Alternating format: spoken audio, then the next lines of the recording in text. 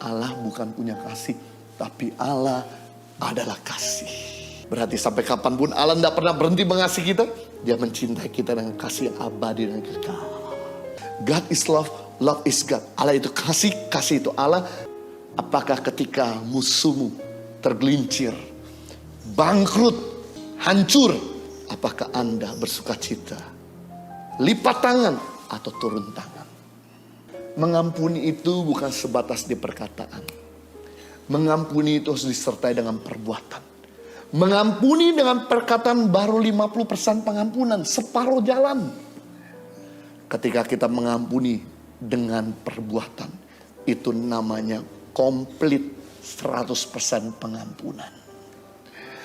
Orang lemah lembut itu bukan cuma menolong musuhnya ketika celaka, tapi orang lemah lembut itu menolong ketika orang dalam keadaan susah.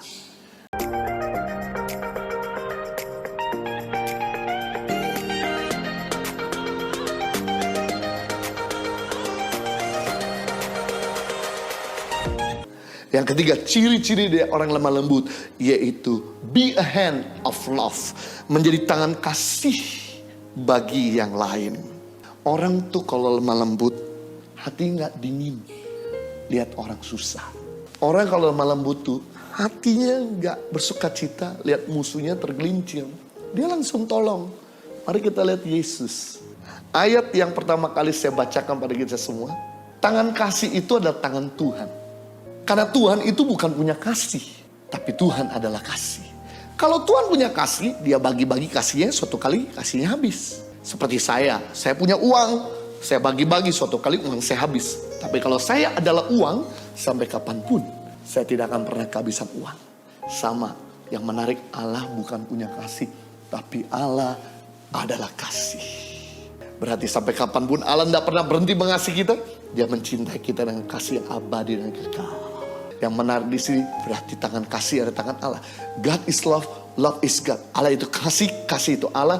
1 Yohanes pasal yang keempat ayat 8. Yang menarik di sini ayat yang pertama kali saya bacakan pada kita semua dalam Matius 26 ayat 52 sampai 54, di mana ketika Yesus dimaki-maki sama tentara Romawi.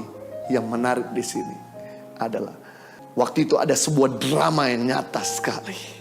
Ketika Yesus dimaki-maki, Petrus tidak bisa terima dan berkata kepada prajurit Romawi, tutup mulutmu. Prajurit Romawi masih maki-maki. Petrus berkata, prajurit tetap maki-maki. Petrus tidak bisa tinggal diam. Segera dia ambil di tasnya barang. Oh, salah keluarin Alkitab. Dan yang kedua dia keluarin pedang. Teng neng neng neng neng neng neng neng neng neng neng neng neng neng. Leher atau kuping, langsung tanpa basa-basi Petrus bacok telinga prajurit. Telinga lepas. Waktu itu Yesus punya 2 pilihan. Pilihan pertama, Yesus tidak lemah lembut. Pilihan kedua, Yesus lemah lembut. Kita lihat dulu adegan yang pertama. Apa yang terjadi kalau Yesus tidak lemah lembut? Karena kita harus lihat 2 sisi. Seandainya Yesus tidak lemah lembut, maka ketika Petrus bacok telinga prajurit, Yesus lipat tangan dan mulai tertawa. Baru sama murid gua telinga lepas, belum suhunya turun tangan, kepala pada gelinding semua. Langsung Yesus mengambil kuping orang yang sedang copot. Sudah pernah ambil kuping orang yang sedang lepas? Dan Yesus langsung berkata kepada prajurit, ini telingamu? Prajurit Romawi langsung ampun. Langsung Yesus mengangkat telinga orang itu dan berdoa. Telinga berubah jadi keripik telinga. Memangnya orang Jawa aja bisa bikin keripik pisang. Orang NTT bisa bikin keripik jagung. Yesus bisa bikin keripik kuping. Dan kemudian dia makan kuping orang. Saya percaya yang maki-maki Yesus langsung tutup mulut. Mundur pelan-pelan. Karena gak lihat Yesus sebagai Tuhan, tapi hantu. Gak lihat Yesus sebagai manusia, tapi Dracula. Dan ceritanya happy ending. Yesus tidak jadi disalib. Murid-murid bersuka cita dan bangga. Inilah juru selamat kami, yang menyelamatkan kami orang-orang Yahudi. Kalau Yesus pakai cara pertama, memang benar Yesus tidak disalib.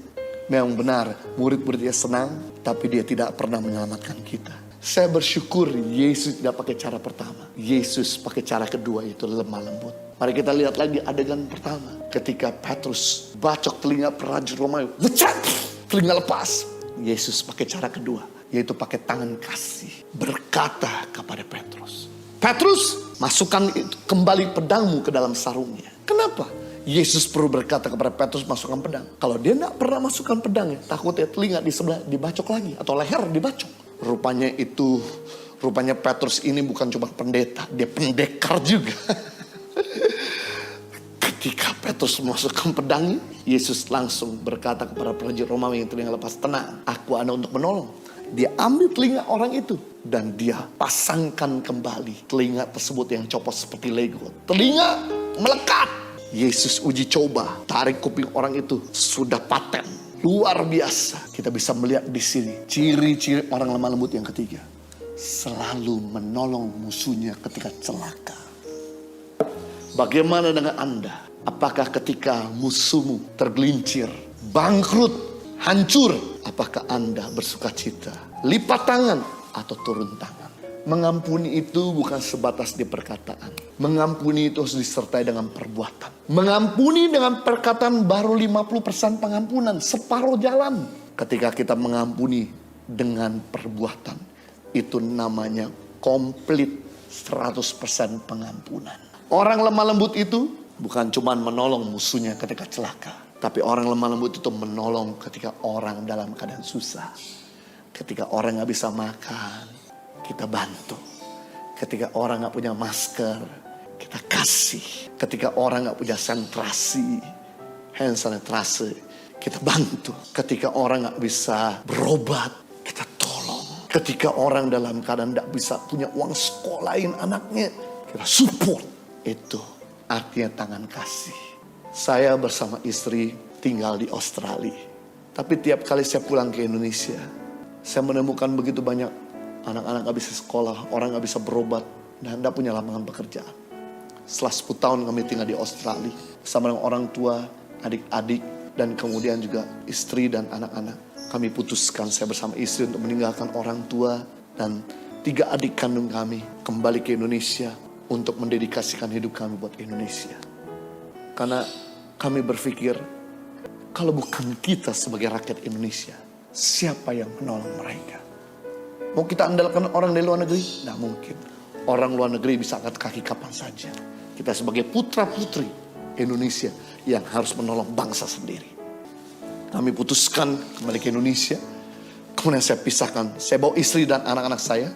Saya tinggalkan orang tua dan adik-adik saya di sana. Mereka sudah warga negara Australia. Kami masih PR. Anak saya lahir di sana. Citizen Australia. Saya bawa dia ke Indonesia. Dan saya pisahkan 30% income saya. Saya minta tolong istri saya bantu buat mereka yang gak bisa makan. Bantu buat mereka yang gak bisa berobat. Bantu buat mereka yang gak bisa punya lapangan pekerjaan. Dan kita mulai menolong. Dari mulai 5 anak, 5 pasien, 5 keluarga. Dan kami gak pernah menyangka. Setelah berjalan 13 tahun. Sekarang ini kami menolong 5.000 anak. Kasih pendidikan, makanan bergizi setiap hari. Di 70 tempat pedalaman Indonesia. Pasien-pasien 300 yang kami tolong di pedalaman NTT. Masyarakat yang kami berdayakan. Saya cuman, yang menarik gini, saya cuman lihat begini. Rata-rata anak-anak yang kami tolong, mereka rata-rata adalah pencuri, perampok, pembunuh, latar belakang keluarga yang demikian. Kenapa? Karena Anda gak usah jauh-jauh, kita lihat aja beberapa daerah di Indonesia. Orang tua itu tidak akan pernah mengizinkan anaknya menikah kalau calon menantu nggak bisa mencuri. Orang tua tidak akan pernah mengizinkan anaknya menikah kalau calon menantu nggak bisa mencuri. Karena orang tua nggak mau sampai anak cucunya kelaparan. Dia pastikan calon menantu nggak bisa mencuri. Dan sudah bisa bayangkan seandainya di Indonesia ini ke depan isinya pencuri, perampok, pembunuh, kita tentu tinggal dalam keadaan tidak aman. Itu sebabnya yang menarik ketika kita tolong anak-anak tersebut. 5.000 anak-anak ditolong kasih makan pendidikan. 2 tahun kemudian anak-anak tersebut berkata, kami tidak mau seperti orang tua kami. Kami pengen jadi guru, insinyur, kepala daerah, dokter untuk membangun daerah, kota, dan bangsa kami. Amazing, 5.000 generasi monster telah berubah jadi 5.000 generasi bintang. Kenapa? Karena ada orang yang mau menjadi tangan kasih untuk mereka yang membutuhkan. Kalau orang di belakang ini Artinya belakang ini tuh terbelakang ekonominya, terbelakang pendidikannya, terbelakang kehidupannya. Anda tidak tolong, suatu kali mereka step back, tusuk kita atau tikam kita dari belakang.